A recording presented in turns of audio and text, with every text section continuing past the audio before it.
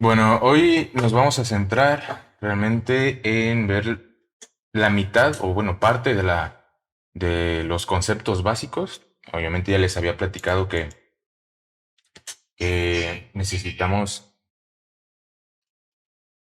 conocer los temas básicos para ir comenzando con la práctica. Quiere decir que si yo no les diera una pequeña introducción, pues igual aprenderían a programarlo, pero no sería lo mismo porque no tendrían un contexto completo de lo que están haciendo. Simplemente sería programar por programar. Y pues obviamente un ingeniero tiene que saber qué es lo que está haciendo, ¿no? Parte de ello es conocer todo lo que envuelve la programación, tener un contexto amplio, ¿no? Entonces déjenme poner esto por acá. Como comparto pantalla, pero presentar toda la pantalla. Ahí sería esto. Bueno, ahí estarían viendo la pantalla de Google Meet y vamos a poner esto acá. ¿Me pueden decir si están viendo la presentación?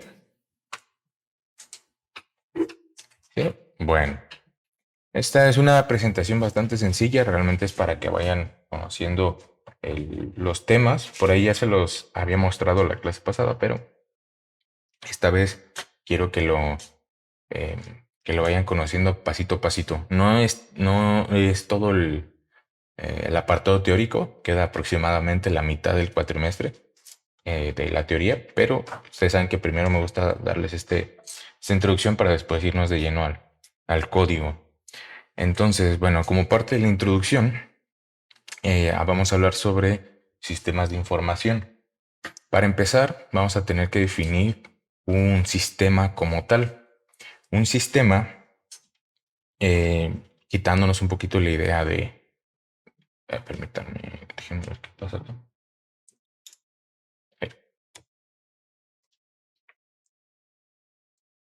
mm, mm, qué raro, me tengo que salir. Bueno, entonces, como tal, un sistema, no enfocándonos tanto a un sistema computacional o un programa, sino como tal, el concepto de sistema es la unión o la utilización de normas y procedimientos normalmente que o que generan un orden en el funcionamiento de un grupo o colectividad, como aquí dice la diapositiva. Obviamente esto se lo estoy sacando de no sé, conceptos.com o algo así, pero las palabras clave que aquí podemos ver es conjunto ordenado de normas y procedimientos. Si ustedes se enfocan en una empresa cualquiera, en una familia, en una organización sin fines de lucro, van a ver que todo se basa en un sistema. Incluso la escuela es un sistema. No todos los sistemas funcionan como deberían, pero la idea es este conjunto de procedimientos que nos dan una finalidad, ¿no? Nos permiten llevar un orden y tener una organización en un grupo o colectividad, ¿no? Entonces, para los sistemas en general, existen diferentes tipos de sistemas. Para los que nosotros nos interesan son los sistemas informáticos o los sistemas de computación, que normalmente son también llamados sistemas de información. Entonces, em, la idea con esto es que más allá de, como les digo, de tomar en cuenta sistemas computacionales, sistemas de información se basan en estos procesos ordenados, ¿no? Normalmente, y nuestro enfoque principal debe ser hacia las empresas. Ustedes tomen una empresa cualquiera, ya sea que sea sin fines de lucro o no, ustedes ven una empresa y pueden ver que un sistema existe para mantener esa organización en la empresa. Pero a su vez se divide ese sistema en pequeños subsistemas, en el que cada subsistema cubre necesidades específicas. Por ejemplo, un sistema de una organización cualquiera,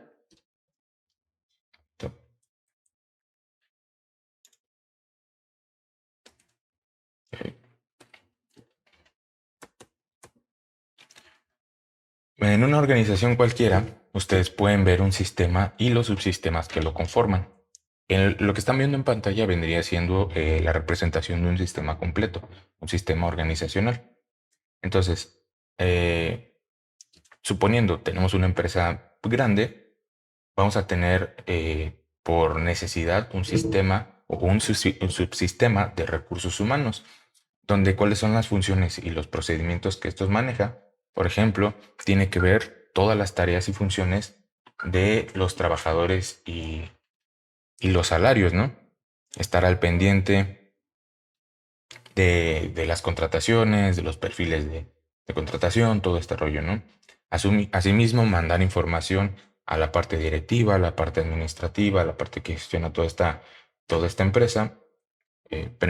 Entonces, parte de esto es, como les digo, ver que toda la parte de recursos humanos, es decir, todas las personas lleven toda la parte de su dinero, las contrataciones, perfiles, documentos, eh, eh, no se trabaje en la nómina con ciertos programas de cómputo y vaya, todo eso.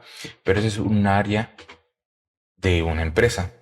Si estuviéramos hablando acerca de una empresa, por ejemplo, que no sé, fabrica sillas, almohadas o pónganle ustedes el nombre del producto y tiene que comercializarlo y a su vez distribuirlo en diferentes cadenas. Por ejemplo, es algo tal vez muy simple, pero ¿qué pasa con las empresas que generan vasitos o platitos y que ustedes pueden ver en Walmart, Aurora, Soriana y todos estos? Hay platos, vasos, recipientes de porcelana, de vidrio, de plástico, y todas son de diferentes empresas. Pero imagínense si se van de Chiapas y van a otro estado, incluso a otro país, seguramente encuentran tal vez de la misma empresa o de otro tipo de empresas esos productos.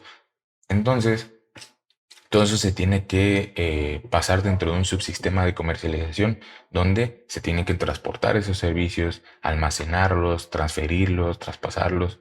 Entonces todo eso funciona dentro de un subsistema. Otro subsistema podría ser el subsistema financiero, donde aquí toda la información que se genera sirve para generar información. Bueno, otro subsistema vendría siendo eh, por ejemplo, el subsistema de producción, cuando estos productos tienen que ser generados o fabricados, ¿no? Ya sea en procesos con fábricas específicas, por ejemplo, cómo se fabrica el chocolate, pues hay un proceso con donde se llevan varias máquinas, donde se sacan diferentes tipos y todo eso son procesos muy específicos de transformación de materia prima, como aquí lo dice, y como les digo, el uso de tecnología y máquinas para lograr el producto definitivo, ¿no? Tanto para primero pulir la materia prima, después transformarla, después empacarla, ¿no? Entonces, normalmente subsistemas se conectan con otros. El de producción se conecta con el de comercialización porque va casi de la mano. Hay un subsistema de dirección y control donde están entonces, vaya, así se conformaría. ¿Qué estás haciendo? Así se conformaría una organización, vaya, ¿no? Y todo funciona como un sistema único, pero se divide en múltiples subsistemas, ¿no? Entonces, como les digo, lo que a nosotros nos interesa son los sistemas de información informáticos, vaya, los sistemas de cómputo, que es a lo que nosotros nos vamos a dedicar a hacer. Entonces, ¿cuál es la diferencia de todos estos? Hoy en día pues existe una línea muy delgada porque cuando uno ya habla de sistema, lo primero que se le viene a la mente es un programa. Pero no, un sistema funciona como como les digo, un conjunto de estas operaciones que organizan una empresa, una organización. Pero si lo llevamos a nivel práctico a un programa, pues entonces ya estamos hablando de sistemas de información informáticos, en el cual sus principales... Ah, sí. A ver, es que no me sale como Zoom, lo extraño. Ah, aquí. Entonces, ¿cuáles son las principales funciones de un sistema computacional de información o un sistema de información informático? Es recolectar, administrar, procesar, almacenar y distribuir información. Toda esta información debe ser información relevante de la empresa que debe de pasar por las computadoras precisamente para darle una función o darle información útil a la organización, la cual le permita tomar decisiones, ¿no?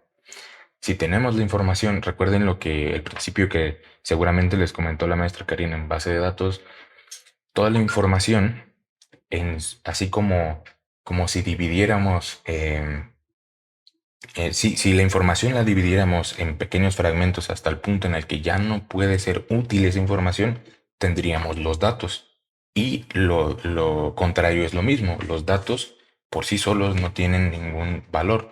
De nada me sirve a mí tener el nombre de un cliente si no sé con qué ventas se relaciona. De nada me sirve a mí saber un producto y la información, por ejemplo, el código del producto, si no sé qué proveedor es el que me lo surte, ¿no? Cuando nosotros aprendemos a combinar los datos, generamos información y un sistema de información informático de eso se trata. Distribuir información, almacenar información, recuperarla, procesarla, recolectarla y administrarla. Entonces, como tal, esas serían las funciones principales. Y pues obviamente es nuestra tarea aprender a desarrollar este tipo de sistemas. Vamos a ver un pequeño ejemplo. Bueno, vamos a ver dos ejemplos de sistemas de información informáticos en empresas grandes, en cadenas grandes. No me voy a clavar mucho, pero pues sí vamos a ir viendo poquito a poco. Imagínense las cadenas de supermercados donde existen 10, 15, 20 cajas, ¿no? Por sucursal, vaya.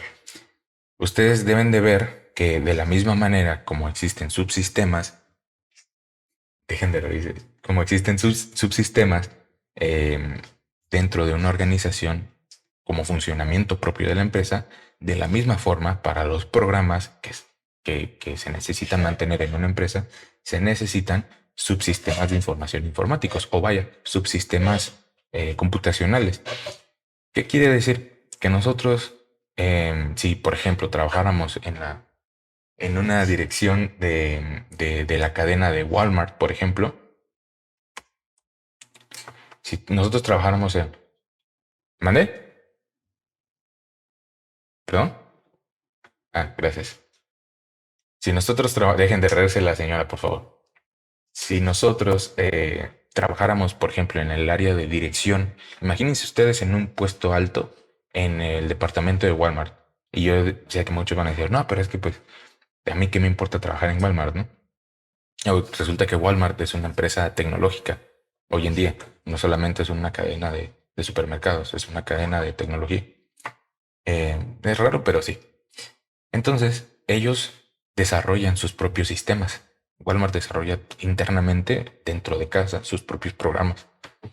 Y el programa que están viendo ahí en pantalla, ese sistema realmente es un sistema pequeño donde solamente sirve para el control de la caja, ¿no? Díganme ustedes de qué me serviría a mí o a ustedes como parte del equipo o del conjunto de directivos de Walmart utilizar ese sistema. Pues realmente no serviría, porque ese sistema única y exclusivamente sirve para el control de información de la caja.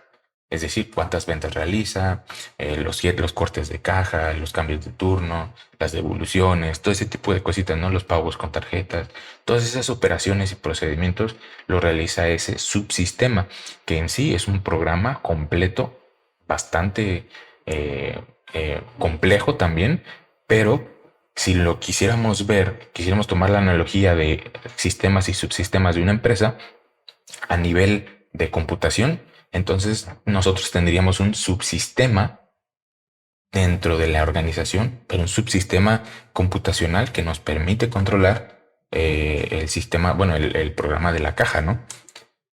¿Qué pasa después cuando toda esa información es capturada? Realmente Walmart, toda la información que maneja Walmart se obtiene desde acá. Por eso lo más seguro es que el programa más complejo que tengan, a pesar de las apariencias, sea ese programa de la caja. Porque si la información es exacta, entonces toda la información que se maneja en los altos niveles va a ser exacta. Imagínense que además de todas las cajas y toda la información que se captura en ese punto, haya una oficina, porque seguramente lo hay, cada Walmart tenga su propia oficina donde tengan que enviar y generar reportes de información, manejar controles de inventario, manejar procedimientos, pues reportes que le tienen que enviar a los jefes o a los operativos de la cadena en esa sucursal o en esa región, ¿no? Entonces ahí tendrían que tener seguramente, porque Walmart les digo que es una, precisamente lo tomé como ejemplo porque es una empresa de tecnología antes que un supermercado, seguramente tiene programas computacionales. Lo que viene a mi mente es otra vez un subsistema de computación enfocado específicamente para la administración de cada sucursal. Entonces, además del programa de la caja, tienen un programa para la administración de esa sucursal. ¿Y qué pasa con la bodega? En la bodega seguramente tienen otro programa que incluso este programa se puede comunicar hasta con máquinas para trabajar con las cajas, todas las áreas, todos los niveles de inventario, bueno, llevar procedimientos de inventarios, llevar procedimientos de traspasos, transferencias, todo eso, que al final seguramente se comunican con el sistema de, de administración, ¿no? Y por último, esto estamos hablando de una cadena que tiene miles, si no es que millones de supermercados. Bueno, yo creo que miles nada más. Em, Todo eso tiene que llegar a un corporativo centralizado, ¿no? Donde toda esa información llega y la tienen que procesar, la tienen que revalidar, tienen que hacer auditoría, tienen que hacer, bueno, miles de procesos específicos para poder entregar reportes actualizados. Es decir, si nosotros ya tenemos la información capturada desde su origen y está correcta, entonces si obtenemos información de 10 puntos distintos, 10 sucursales distintas, tenemos que generar nueva información, ¿no? Y también eh, auditar y validar que esa información que llegue sea verídica. Entonces, así es como normalmente funciona un corporativo tan grande. No quiere decir que eh, porque sea una cadena única va a utilizar un solo programa. Eso no existe.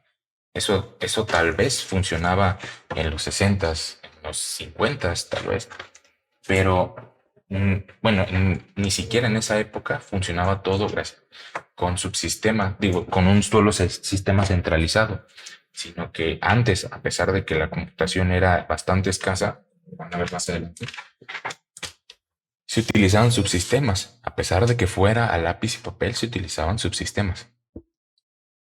Entonces, bueno, ese sería un ejemplo de cómo ya en el mundo moderno todos los subsistemas tienen que ser digitalizados a través de los programas, ¿no? Cada área, cada parte del personal debe tener su sistema. Puede ser que en algunas ocasiones valga la pena tener todo o muchas áreas centralizadas en un único sistema, sí, pero sobre todo donde más se puede notar el cambio y la necesidad de tener diferentes programas es, por ejemplo, en la caja y en la administración, ¿no? Eso sería lo más común en el que se separan los programas. Vamos a ver otro ejemplo.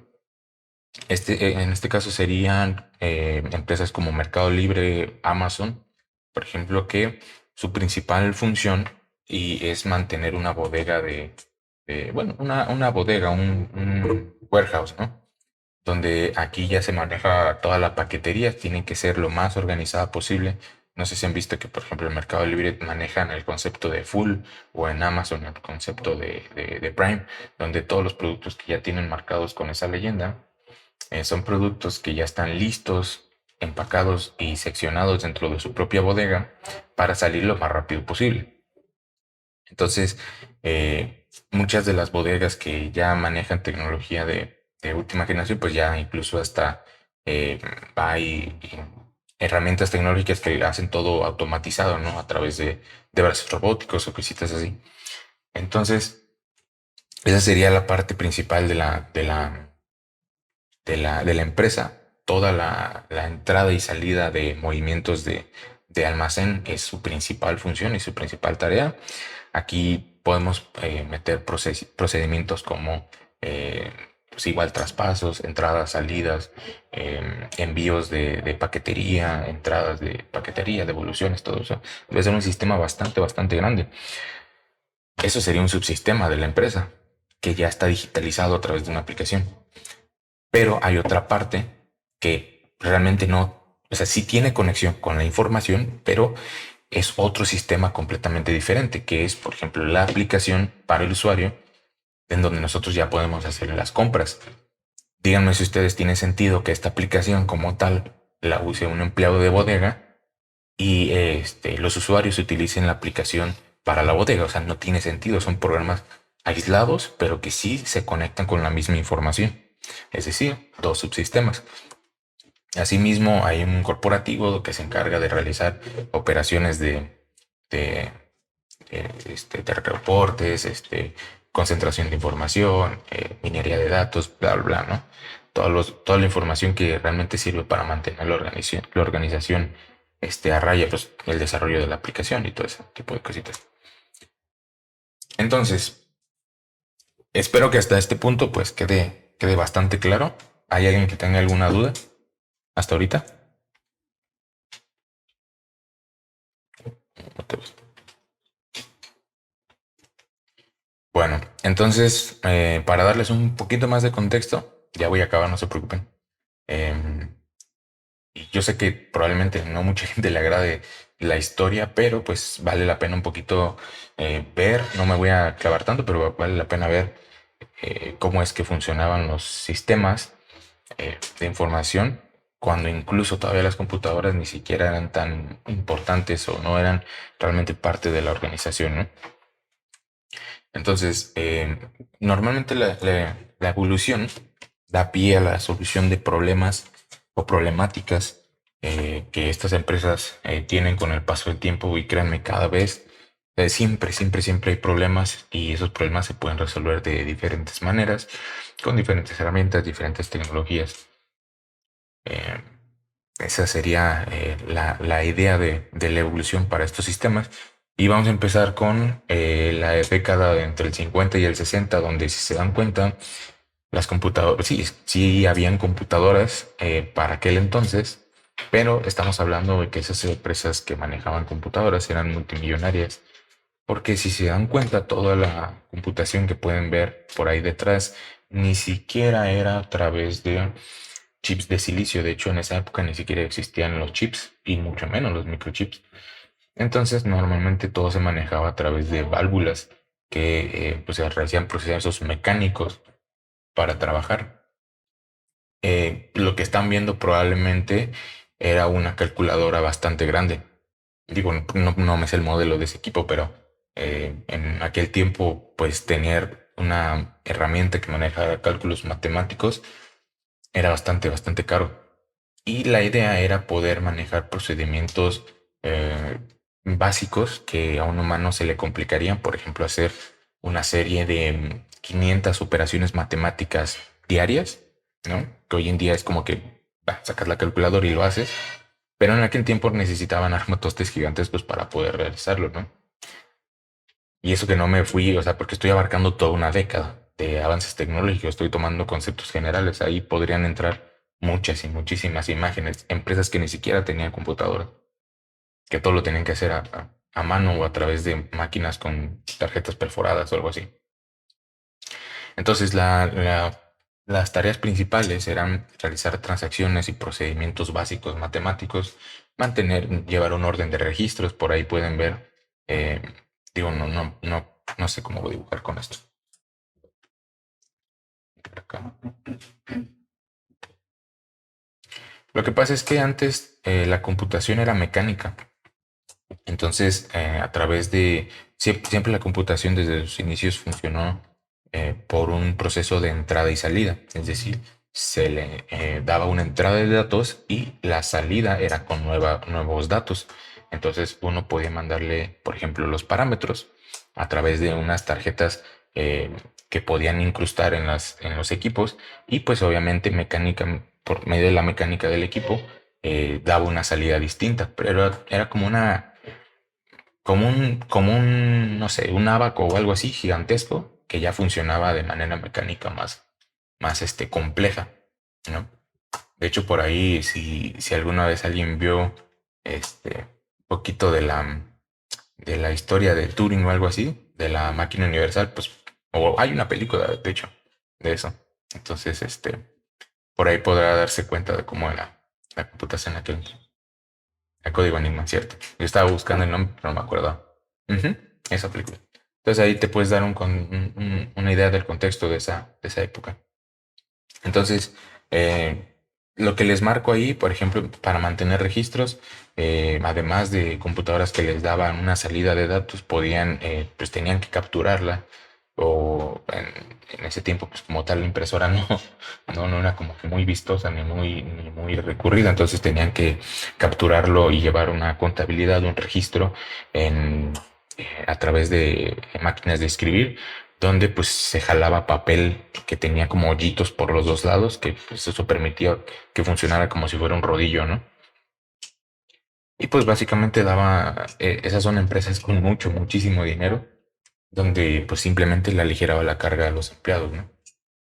Para la siguiente década, del 60 al 70, digo, como les repito, eh, hay muchas imágenes que podrían entrar acá, pero pues trato de poner nada más una representativa para no hacer la clase tan larga y tan extensa. En este caso, ya podíamos ver un poquito de procesamiento a través de chips. El silicio ya había llegado. De hecho, la llegada del silicio fue una revolución eh, para esa época. Por ello, el nombre del valle, ¿no? El Valle de Silicon o Silicon Valley, porque hace referencia a la revolución de la computación a través del material de silicio con el que se generan los chips. Entonces aquí ya podíamos ver procesamiento de información a través de estos materiales y podíamos ver en pantalla presentación de datos. Igual dábamos una entrada, pero la entrada era más sencilla. Eh, Allá podíamos ver parámetros un poquito más complejos y la salida ya era más completa también. Más o menos entre esta época y un poquito la anterior, es donde se da que el manejo de la computación, de la computadora universal, donde ahorita, hoy en día, tienen que programar el software y punto, ¿no? Sale el programa, pero antes tenía que programar el hardware, reprogramarlo y hacer que el hardware tuviera eh, permitida diferentes tipos de entradas. Si te queríamos trabajar una computadora que fuera enfocada a la contabilidad, programamos el hardware para que tuviera como entrada válida toda la información necesaria y manejar operaciones contables específicas.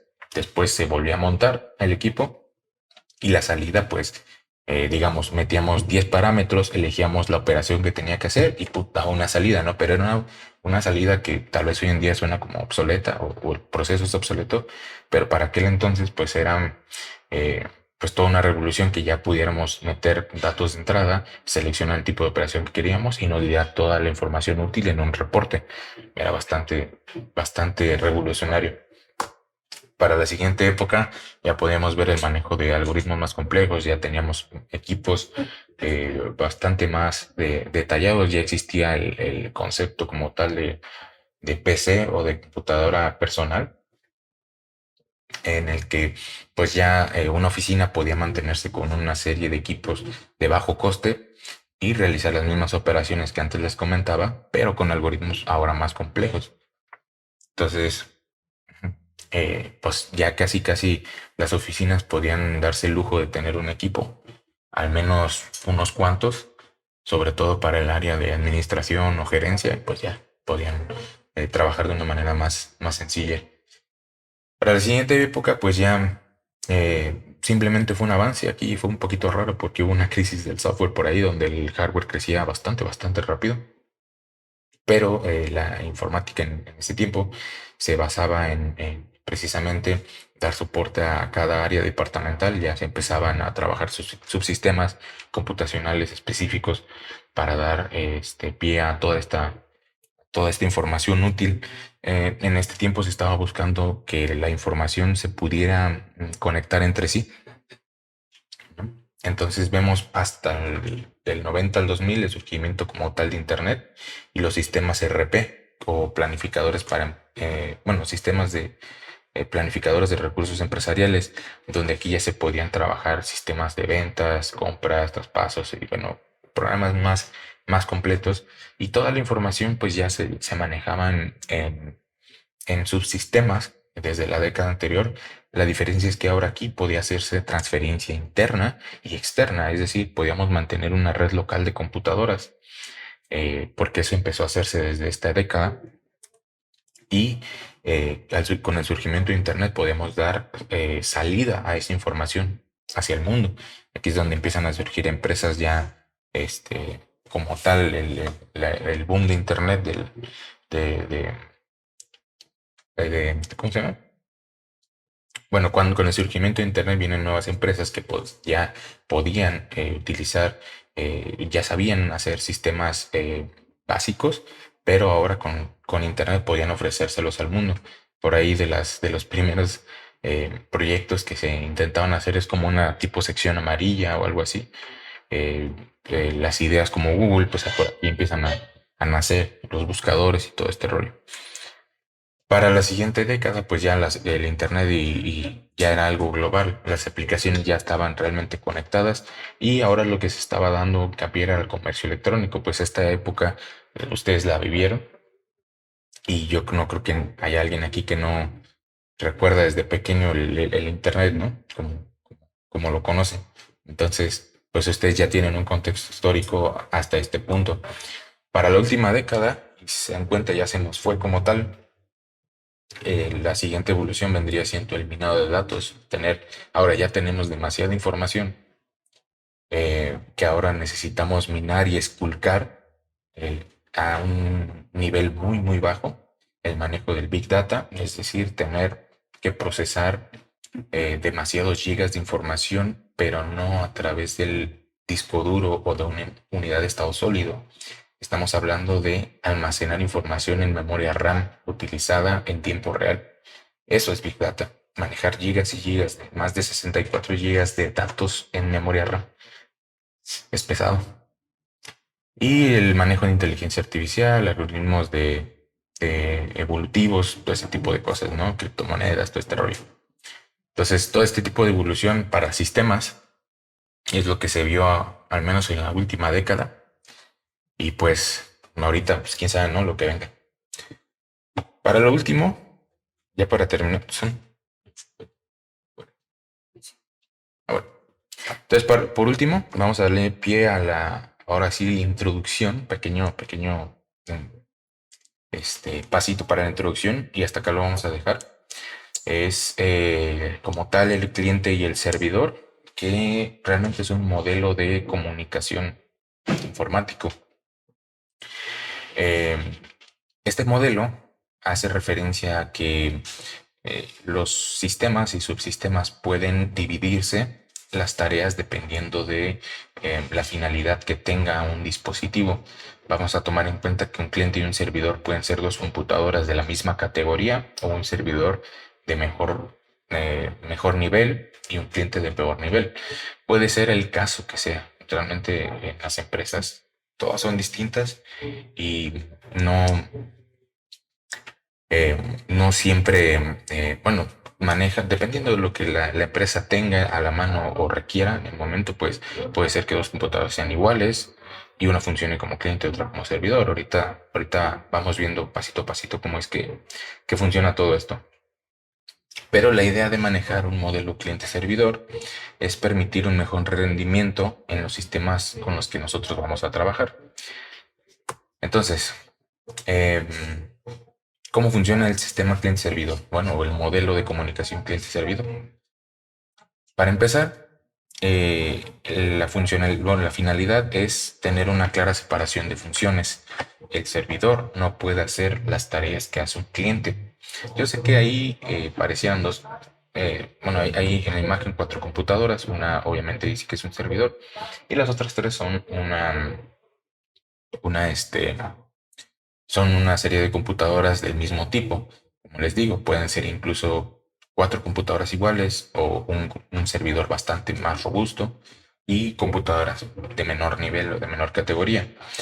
¿Cuál es la principal función de un cliente? Es ofrecer una GUI o una interfaz de usuario es decir, una serie de pantallas que le permita al usuario generar acciones y operaciones que pueda procesar bueno, vaya, el procesamiento sea a un nivel menor, una baja cantidad de procesamiento, pero que sí sea interesante para el usuario.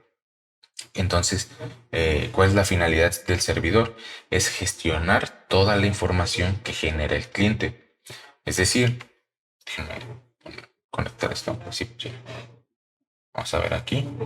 Si yo, por ejemplo, aquí trabajo unas dos operaciones, por ejemplo, hago dos operaciones aquí. Bueno, hago un trabajo.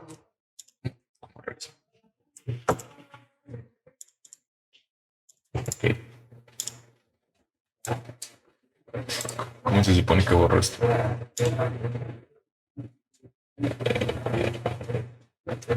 Borras.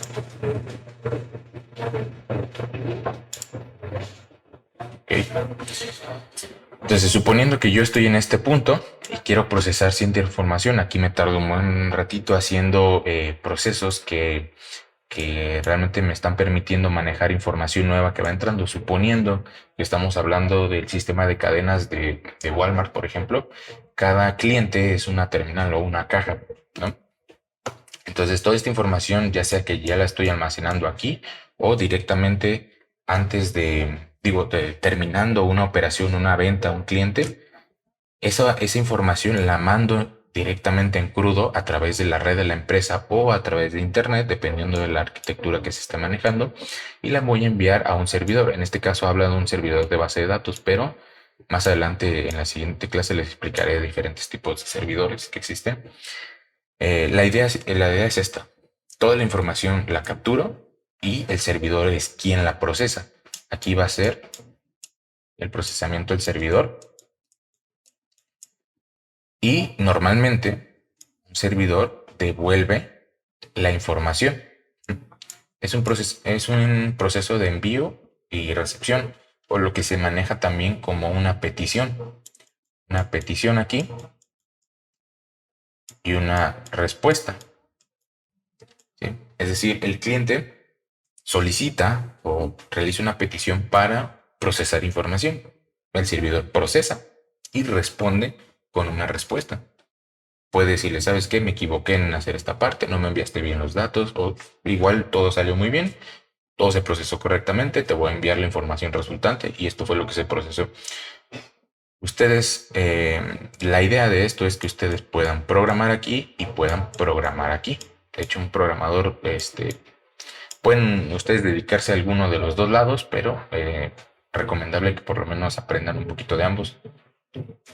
Como les digo, el cliente ofrece la interfaz visual, da todas las funcionalidades interesantes para poder manejar el sistema y el servidor es el que de manera interna y no siempre tiene una interfaz visual, realiza todo el procesamiento de datos, todas las transacciones de información, maneja funciones de control y de seguridad, ¿no? Todos los sistemas actuales modernos que ustedes usan del diario, ya sea TikTok, YouTube, Facebook, Netflix, todo lo que ustedes manejen del diario, funciona con una arquitectura cliente-servidor. No hay en la actualidad una empresa de renombre que solamente, como antes funcionaba, maneje toda su operación en una sola empresa. Eso no existe. Por eso es que esta materia es, em, bueno, de las más importantes que ustedes tienen que saber, pues que tienen que aprender ustedes a programar y a saber que antes, donde ustedes programaban una sola aplicación con un montón de especialidades y partes, hoy en día se divide en dos subsistemas principales, el sistema del cliente y el sistema del servidor. Si ustedes quieren hacer una aplicación robusta y buena, que funcione y haga muchas cosas y lo puedan escalar a muy grande nivel, ya no funciona hacer una aplicación completa, ahora la tienen que dividir en dos partes, el cliente y el servidor. ¿Hasta ahí todo bien?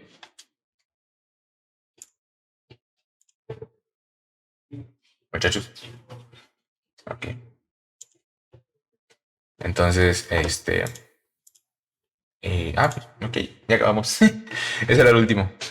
Entonces, vamos a entrar en diferentes temas la siguiente clase. Quiero terminar lo más rápido posible la teoría para pasar de lleno a la práctica. Vamos a ver tipos de arquitecturas cliente-servidor, tipos de conexiones, protocolos de comunicación, todo este tipo de detallitos de funcionamiento, cómo es que realmente funciona el envío de información. Cómo es que, cómo funciona el tráfico en una red, ya sea en una red local, ¿sí? Como aquí pasa a través de un módem o a través de internet, ¿no? Perdonen, mi nubecita está toda feita, pero estoy escribiendo con el mouse. Internet, qué bueno, internet. Así está. Es que mientras hablo y escribo, pues sí está difícil. Dale, pues. Entonces, nos vemos en la siguiente clase, muchachos. Cuídense mucho. Ah, sí, espérense la foto. No se vaya. Es que ya se me olvida. Ahí está. Gracias.